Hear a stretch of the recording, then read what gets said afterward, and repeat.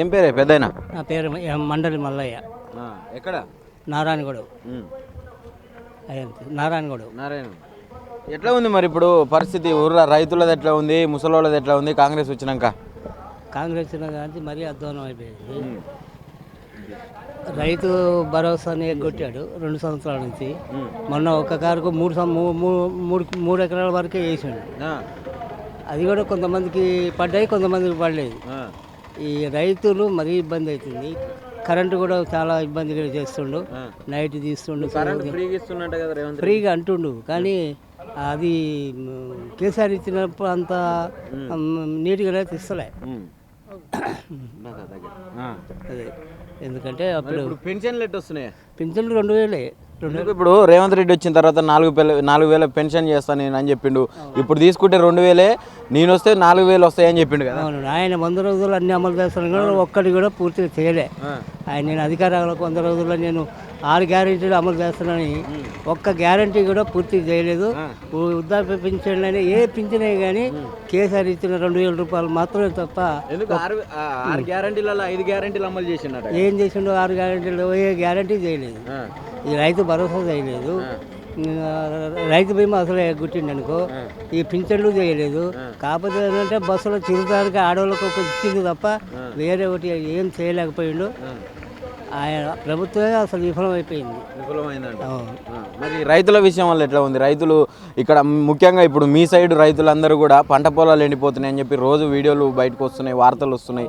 ఎంతవరకు నిజం ఇది? ఇది సాగర్ ప్రాజెక్టు కింద నీళ్ళు పుష్కలంగా ఉన్నాయి, ఇస్తుండ్రు.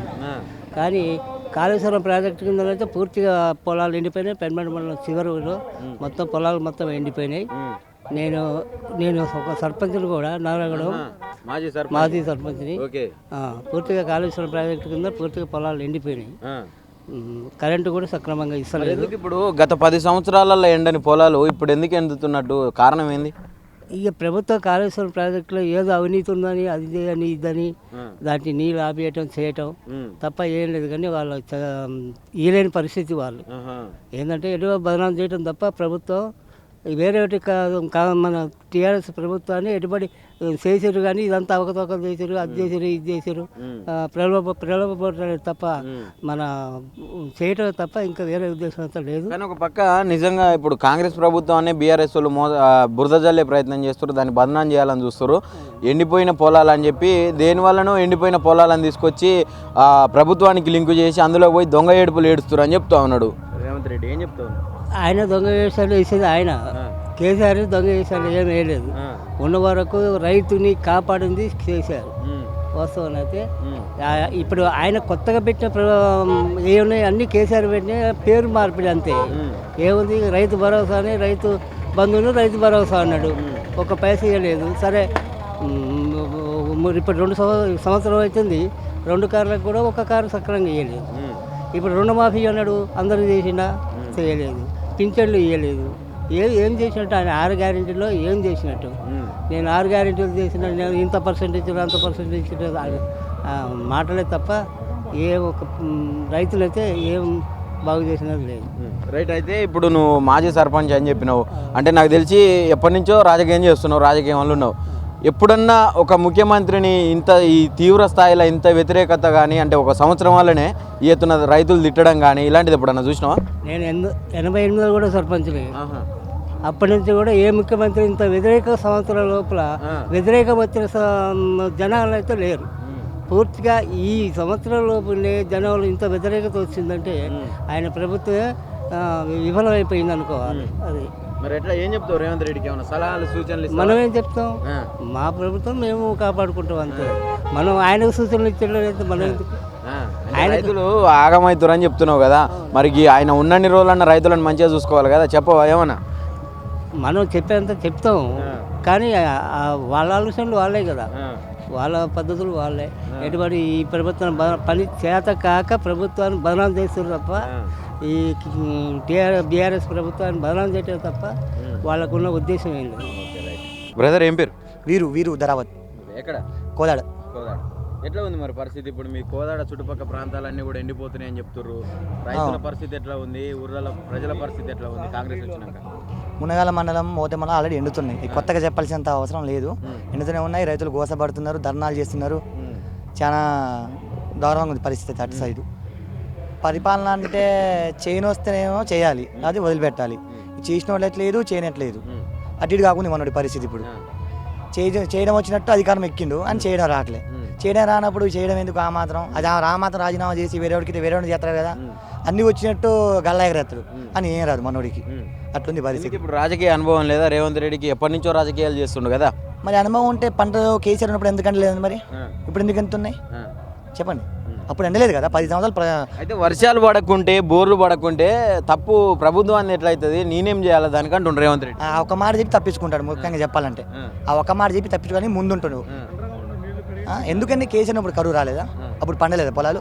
కొన్ని లక్షల మెట్రిక్ ధాన్యాలు పండదు. ఇప్పుడు ఎందుకు పండలేకపోతున్నాయి? ఇప్పుడు కూడా పండిందంట కదా. ఇప్పుడు ధాన్యం గతంలో కంటే కేసీఆర్ ప్రభుత్వంలో ఉన్న కంటే ఇప్పుడే ఎక్కువ ధాన్యం పండిస్తారు రైతులు అని చెప్తున్నారు కదా. మరి ఎండుతున్నాయి కదా. మరి ఎండిన పొలాల నుంచి యాడ్ నుంచి వస్తున్నాయి ధాన్యాలు. మరి చెప్పండి, ఎండుతున్నాయి కదా. మరి ఎండుతున్నాయని చెప్పి రైతులు ఎందుకు ధర్నా చేస్తున్నారు? వచ్చి ధర్నా చేయబట్టే చేస్తున్నా అంటే ఎండుతున్నాయట కదా. ఏ వచ్చిన సాయం కూడా పెట్టుబడి సాయం టయానికి రావట్లేదు.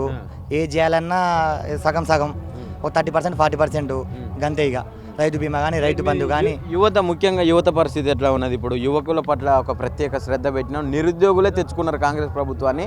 ఎన్ని ఉద్యోగాలు వచ్చినాయి? ఇచ్చినటువంటి హామీల ప్రకారం 2 లక్షల ఉద్యోగాలు వచ్చినట్టేనా?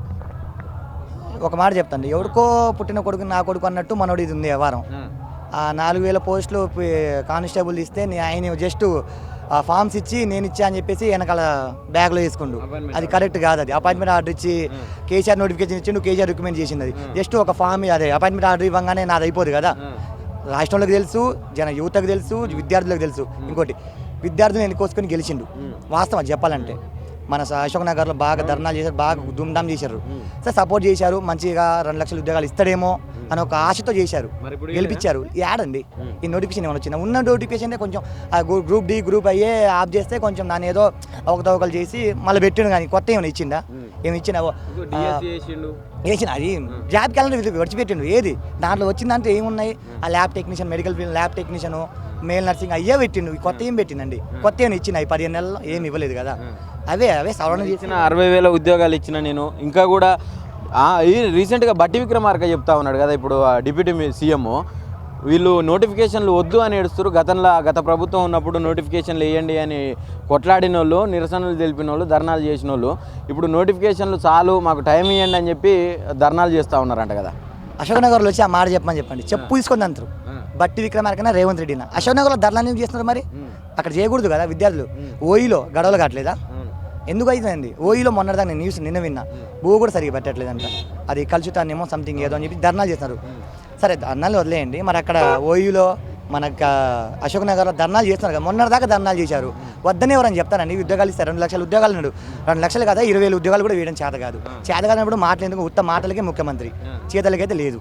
ముఖ్యంగా చెప్పాలంటే మరి ఏం చెప్తావు? ఇప్పుడు ఆడోళ్ళకి ఇచ్చిన హామీలు కానీ, ఇటు రైతన్నలకు ఇచ్చిన హామీలు కానీ, ఇటు యువతకి ఇచ్చిన హామీలు కానీ, ఎంటైర్గా ఈ 15 నెలల పాలన మీద ఏం చెప్తాను?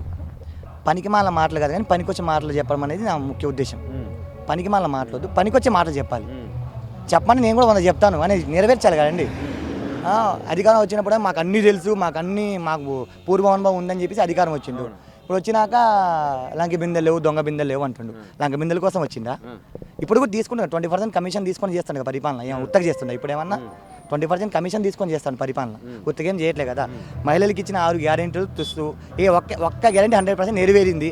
అది కూడా ఏంటంటే ఫ్రీ బస్సు, మహాలక్ష్మి. అది ఒకటి తప్ప మిగతా ఏది నెరవేరలేదు.